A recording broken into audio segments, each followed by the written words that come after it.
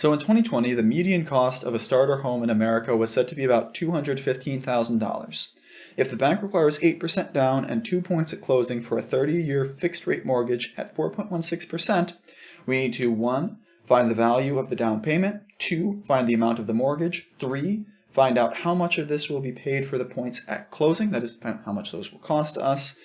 4. Find the monthly payment for the mortgage, assuming they don't require an escrow account, that is, assuming you can just pay it off in terms of the monthly payment there. And then finally, find the total interest paid over the term of the mortgage. So first things first, we want to find that down payment. That's pretty easy. It's the same sort of thing that we did all the way back at the beginning of this chapter. If you want to find out how much you're putting down, that's just the total amount, $215,000, multiplied by the percentage here that we are putting down, which we said is 8%. 8% is a pretty standard amount to put down on a house. Like I said, 6% is the average. You can go a little bit up if you want to give yourself a better position. Sometimes when you're talking about buying a house, there can be a bit of a bidding war between potential sellers, especially right now where the market's really competitive, now as of recording anyway. So in order to entice a seller, you might say, hey, I'll put 10% down if that guy only said he put down 7%. You can overbid them in that way. But in this case, throw that money in there, and what you will end up with is a $17,000 $200 down payment.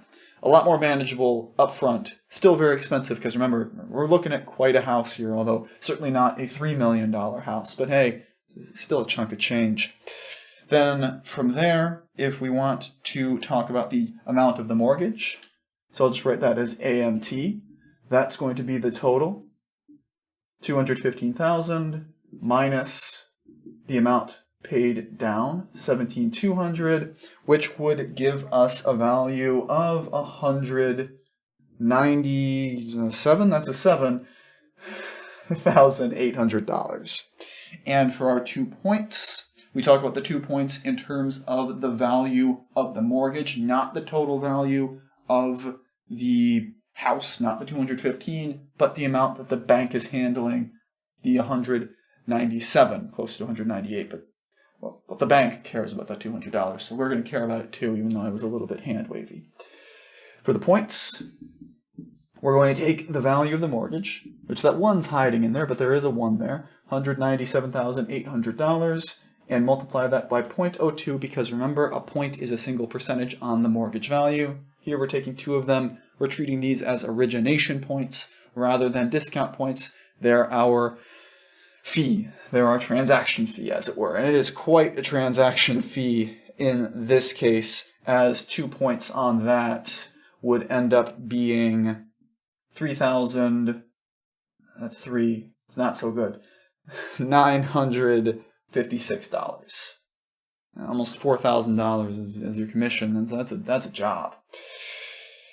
From there, we want to talk about what our monthly payment is, where those 2 points, again, we're saying they were origination and not discount points. So we're just going to stick with the values we have using that formula. What we're going to end up getting is that our payment PMT is $197,800 multiplied by 0.0416% over 12 months. And you divide that whole thing by that mess down there, 1 minus the quantity, 1 plus R, 0.0416 over 12, raised to the power negative 12 times 30. You're paying that for a long time, and what you'll get there is that the monthly payment is about $963. Again, you usually round up for this sort of thing, so we're talking about paying a thing off. The bank might not break your legs as a loan shark would if you fail to pay off your debts here, but they would take your house. And I don't know, I think it's a tough call between being kneecapped or homeless. I'd have to think about my circumstances in the moment to decide. In either case, you'd rather just pay the little bit extra there month to month.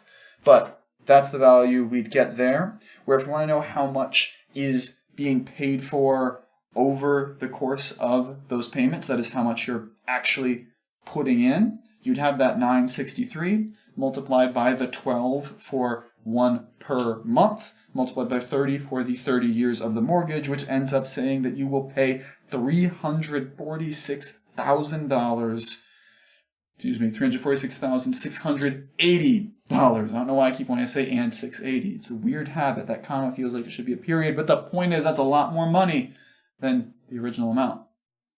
That's how these things work, remember? You sit on an interest rate for a long time and it does grow. So the value from interest here would be that total that we have, $346,680 minus the amount that you were supposed to pay of $215,000 overall to get a interest value of $148,880. Or thinking in terms of percentages, that's about 75% of the original loan amount. Yeah, interest rates will kill you if you let them. So be careful, but in this case, you don't have a whole lot of room for negotiation.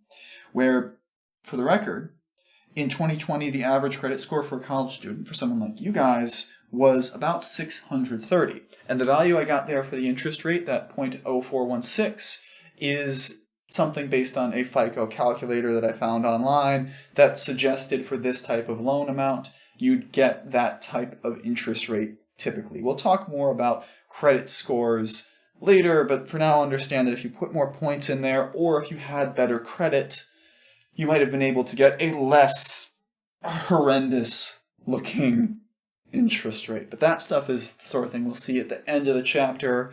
For now, let's talk about the process of what it means to pay this whole thing off through a thing called amortization.